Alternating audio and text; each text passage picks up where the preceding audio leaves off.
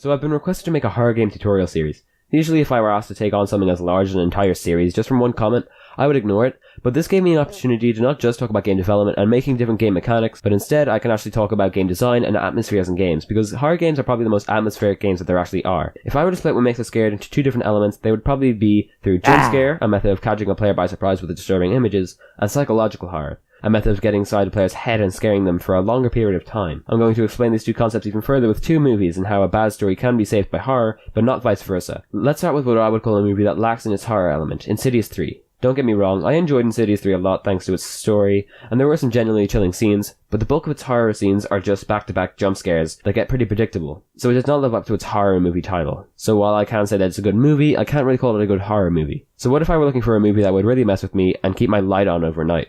Let me just stop for a second right here, because when I was making this video and I looked up thinking stock photo, and I scrolled down, I found this, and I was thinking of suicide stock photos from alami.com, and these are all the free ones, but it's, oh my god, it's amazing. It's also heavy, like, honestly, she's looking at the pills. Dude, look at that.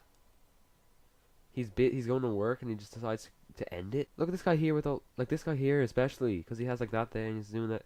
What's on the photo, dude? Look, he's like going through multiple different ways of killing himself. Like also there's that, there's the rope, there's the pills. Look at that. There's the pills and he has the rope. Look, Jesus, the gun as well. He's legitimately crying.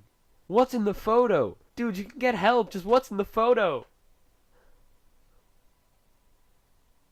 Well, one suggestion that I have that may surprise you, from the infamous 13-year-old franchise, Saw 2. Again, don't get me wrong, the Saw series is just a jumbled mess filled with dumb plot devices and unnecessary characters. However, the way it plays with your mind and how it scares you is really genius. One scene shown in the movie gives us a man named Michael, left in a room with a contraption around his neck called a Venus flytrap. He has 1 minute to get the key to remove it, but the only problem is that the key is located behind his skin, below his eye, and above his cheek. He is left with a blade to scoop out his eye and get the key to save his own life, but he will lose his depth perception and of course go through the agonizing pain of losing an eye. Now your empathy should kick in here and you'll be able to imagine yourself in this situation. You'll probably follow as the film did, which is repeatedly bring the blade up to your eye and then pull it away hesitantly, and then bring it up again and pull it away again, before having a breakdown, screaming for help, shouting random questions, and just panicking in general, before the trap closes in on your head and you die instantly. But it didn't happen. Instead, you watched it happen to another human being just like you.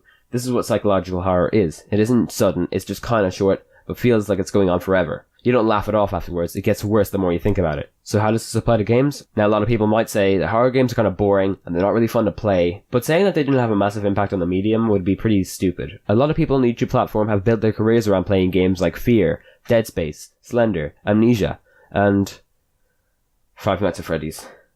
This could be an incredibly stupid thing to do, since I was requested to make these videos by someone who seems to be a fan of this so-called horror game series, when in actuality, FNAF is a perfect example of purely using jump scares to frighten a player, and doesn't even do a good job at that. Just watch Markiplier play the game, and before he's even 100% complete, the jump scares do nothing to him.